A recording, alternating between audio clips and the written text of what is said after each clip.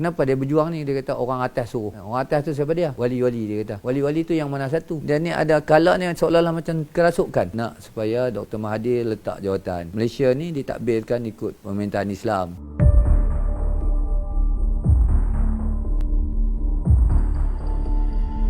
Nama saya Abdul Razak bin Muhammad Yusof, merupakan komander pada unit 69 Komando. Pada Julai 2 hari bulan, mereka yang menggelarkan diri mereka sebagai Al-Maunah ni telah masuk ke kem Askar Wataniah di Kuala Rui dan 304 di Greek. Mereka telah mencuri lebih pada 114 laras senjata M16, GPMG, beribu-ribu amunisi, dan mereka berkubu di satu tempat Bukit Jenalik di sebuah ladang durian. Sebenarnya masa saya berbincang dengan ketua Al-Maunah tu, mereka menyatakan mereka ni satu kumpulan pejuang yang nak supaya negara kita ni, Malaysia ni, dilaksanakan undang-undang Islam. Itulah tujuan dia. Dia diketuai oleh Amin, dia bekas anggota Askar Wataniah juga. Saya bersama dengan 18 orang anggota yang lain. Kami diarahkan untuk menembak tear gas ke kawasan musuh supaya pihak tentera akan masuk untuk neutralize kumpulan Al-Maunah tu. Tetapi telah kita merapati kawasan tu dan kita lihat tempat tu tak sesuai untuk ditembak sebab dia berada di lembah. Kalau asap ni selalu dia naik ke atas. Kalau kita tembak, kita yang duduk di atas yang teruk sebelum kita assault. Jadi kita tengah berbincang tu, saya suruh salah seorang pada anggota saya untuk buka set. Kita dapat maklumat ada 2 orang anggota Al-Maunah ni dah keluar, lari meninggalkan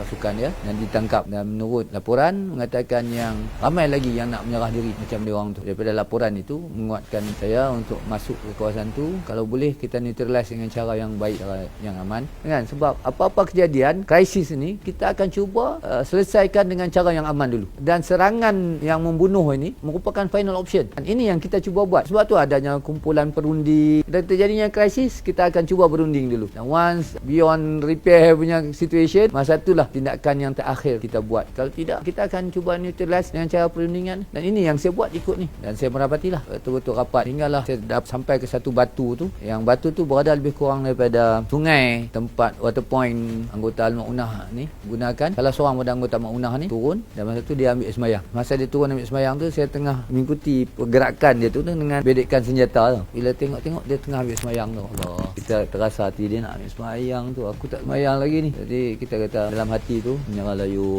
layup. Kita tak tahu sama ada intuition dia. Kita bercakap dengan hati ni. Dia dengar perkataan menyerah layup tu daripada hati ataupun terpacul daripada mulut kita. Kita pun tak tahu masa tu kan. Kita tengah doa kan. Dia melangut ke atas, memang dia tengok saya tengah membedek senjata ke kepala dia. Dia pun buat macam tu kan. Jangan tembak teman. Teman mujahidin. Itu kata je. Tu saya jawablah, takkan teman nak tembak kan. Dia pun kata teman nak menyerah tapi bagi teman mandi dulu. Dia kata dia nak menyerah tapi bagi dia ambil sembahyang dulu. Macam mana dengan yang lain? Sebenarnya bekas anggota polis juga dengan 69 ni, tapi sebab dia terlibat dengan Arkam, dia diberi kata 2 lah, sama ada nak duduk dalam 69 ataupun kekal dengan Arkam. Dia pilih untuk kekal dengan Arkam dan berhenti pada polis lah. Jadi kita tolong kosongkan senjata tu, keluarkan magazin dan kosongkan senjata untuk dia dan letak senjata tu di tempat ni lah. Saya tanya siapa dia ketua ni. Saya minta supaya Zaid ni kenalkan saya dengan Amin. Jadi bila saya sampai kepada Amin, dan saya pun bagi salam lah. Saya terus ni lah, ini Amin kan yang keluar daripada majalah Seni Bela Diri apa semua tu. Sebenarnya itu adalah ice breaking saya dengan Amin. Kita tahu yang dia silat, kita bagi tahu kita orang silat. Dan kita tanya dia, kenapa buat macam ni? Dalam silat, dia tak kata salah tumbuk kalau kita kalah. Dia tak kata kita salah tendang sebab kita kalah. Dia kata kita salah langkah. Dan kalau tengok baca bukulah tentang ni, bila dia tersalah langkah, dia kecundang. Langkah yang dia ambil ni salah, saya kata. Kenapa betulkan langkah ni?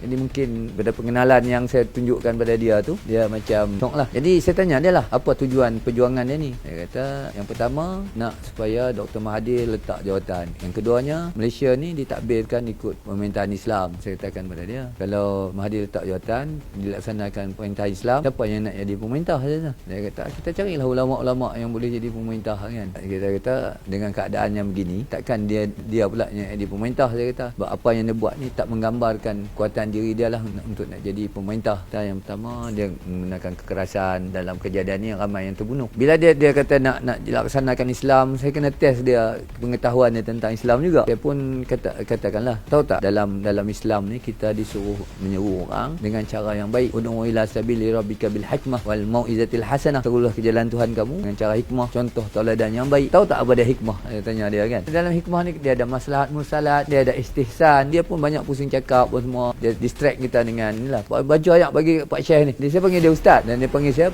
Pak Syekh. Kita nak tengok dia punya ni. Baru saya tahu yang dia ni tak apa relevant lah dalam agama. Inilah banyak saya quote kataan ayat-ayat Quran sebagainya. Supaya dia sambung, tak dapat sambung. Kita tanya dia tentang nasah mansuh ayat Quran apa semua tu. Dia kurang memahami lah. Jadi bila kita dah dapat yang dia tak berapa pandai tentang agama, jadi kita banyak mengasak dia tentang pengetahuan dia pada agama lah. Dan bersama-sama dia ada 2-3 orang yang memang ada pendidikan agama lah. Dan orang tu pula duduk di belakang saya seolah-olah nakkan protection saya daripada Amin tu. Saya tanya dia, kenapa dia berjuang ni? Dia kata orang atas suruh. Orang atas tu siapa dia? Wali-wali dia kata. Wali-wali tu yang mana satu? Wali ni ada banyak. Ada budala, gaus, kutub, nuqaba, nujaba, nuqaba, budala kan. Jenis-jenis wali-wali tu ada banyak sebenarnya. Jadi yang mana satu kita tanya. Kalau kita tak kenal wali-wali, kan silap-silap kita yang suruh kita kata wali. Sebenarnya jin, syaitan, iblis. Jadi sebenarnya Amin tu bila saya tengok dia sebenarnya ada beberapa ketika yang dia ni bila saya tengok dia ni bukan sedar sangat lah. Dia ni ada kalak ni seolah-olah macam kerasukan. Bila kita tengok mata dia seolah-olah lari-lari tak mau memandang nak lawan mata kita. Itu tanda-tanda ni lah. Bila kita ruqyahkan orang, kalau kita tengok orang tu sedar ke tak sedar, gangguan tu dah keluar betul-betul, kita selalunya kita akan tatap mata dia dan lawan mata dia.